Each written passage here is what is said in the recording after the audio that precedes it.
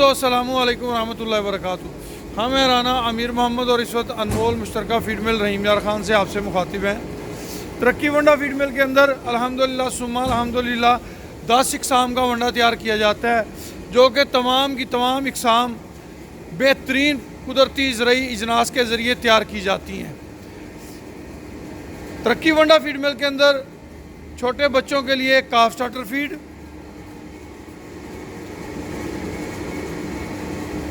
तीन माह से लेके बलूगत की उम्र तक के लिए बच्चों के लिए ग्रोअर फीड, बकरा फीड, फैटनिंग फीड, कुर्बानी फीड, मिल्किंग वंडा, ये तमाम के तमाम वंडाजात तैयार किए जाते हैं।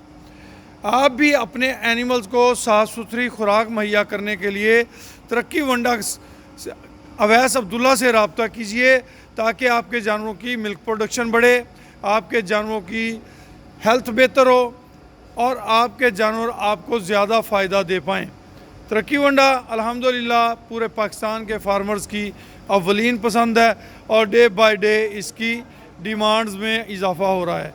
आप भी अपनी डिमांड नोट करवाने के लिए नंबर नोट कर लें 0335867272 0335867272 खुश रहें, आबाद रहें। जज़ाकुमुल्लाह खैर व अहसनल जज़ा।